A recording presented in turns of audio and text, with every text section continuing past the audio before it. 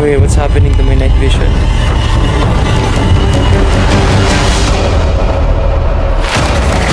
Is it yes? Can you stop? This hospital was opened in 1972 at makalipas ang 3 buwan ng pag-operate nito bigla naman silang nagsara. Isa sa rason ng pagsara nito ay dahil sa bundok nakalocate ang ospital. Mahirap puntahan at halos lahat pa ng na-ospital dito ay namamatay dahil sa kakulangan sa gamot at kulang rin sila sa mga doktor. Dahil dyan wala na masyadong pasyenteng dinadala dito at ito ang naging dahilan ng kanilang pagkalugi. Makalipas ang ilang taon ng pag-abandona sa lugar na to, naglabasan na rin ang napakaraming reports ng mga paranormal activity. Maraming reports ng paranormal activity sa first floor. Dito daw ay may mga naririnig na boses at mga yabag ng paa. May mga dambuhala ring footprints na magpahanggang ngayon ay nandito pa. And the most creepy part is, sa third floor, dito daw ay may mga nakikitang mga taong naglalakad at kung minsan ay isang aninon nakasilip.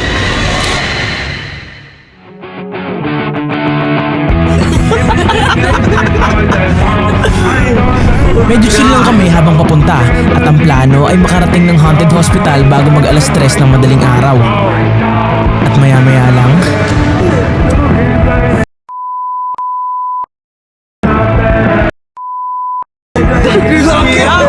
in 5 minutes sa hospital.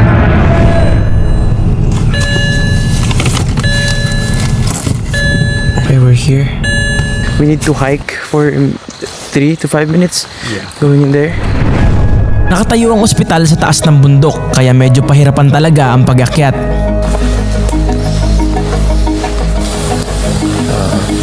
Pretty tahimik. So we have to be silent kasi pag maingay yung noise complaint, so they might call the cops and everything. At yung akala naming 5 minutes paakyat ay inabot na kami ng 20 minutes. Spider. Is it closed? It's closed, I think. That's the only way. We have to be careful. Okay, go. Medyo pahirapan ang aming pagpasok. Ito lang yung tanging lagusan. Kailangan naming mag-ingat. Yung driveway is sobrang dumi na. Nagbagsakan yung mga puno and everything. Napakalumot at napakadulas ng daan at sa hindi kalayuan. Oh, nursing dorm. Oh. Yeah. Weird, there's still things inside. So right here, meron pang dito pa yung natin dinitirahan ng mga nurse at mga doctor dito sa lugar na to. Nagtuloy-tuloy na kami. Napakahirap ng daan at sa kalsada pa lang ay naggalat na ang mga dating pinto. Yung mga pinto. Dating door. At onting abante pa, We're here. natanaw na namin ang ospital.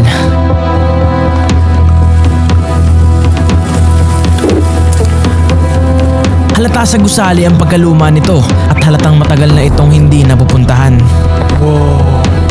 Grabe, laki pala ng hospital na to. So guys, ito na yung labas ng hospital. Ito yung first floor, wala nang mga gamit. At ito yung third floor.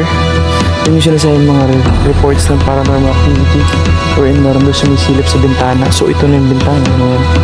And they see people walking. Ito naman daw, mga yapak. So let's see mamaya if may mga footprints. Yung mga sinasabing malalaking mga footprints. And if we could hear some sounds. So dito sa labas, dito Doraemon pillow.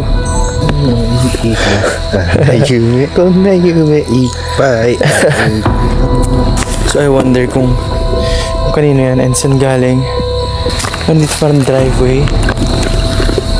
Iba't ibang mga gamit ang nakakalat sa labas. Upuan, pinto at marami pang iba. Dating sa bench, yung sandalan.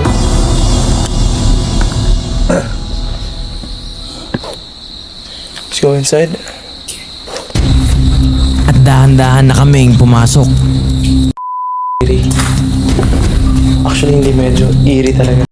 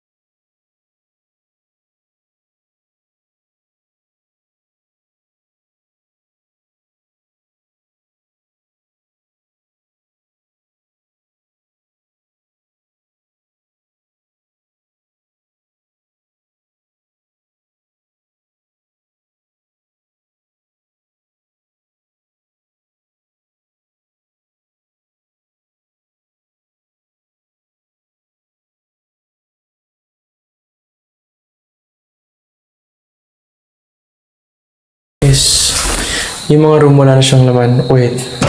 Is this a handprint? Is this a handprint?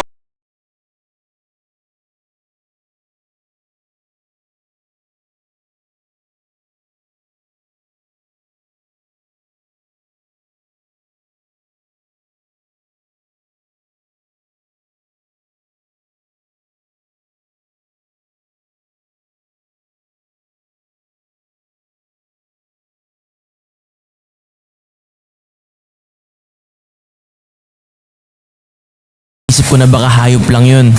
Let's go into the second floor. Pati yung switch sobrang luma. Parang bigla umilaw to, no? Bakit na sana kami nang maisipan kong bumalik at sundan yung tinuturo ng araw? So, ngayon guys is punta kami ng second floor. May araw na tinuturo. Is this what? Go to the second floor. Ah, ito may araw na naman. Sobrang nakaka-curious at nakakatakot kung saan ba kami nililid ng araw na to. Okay, let me go first.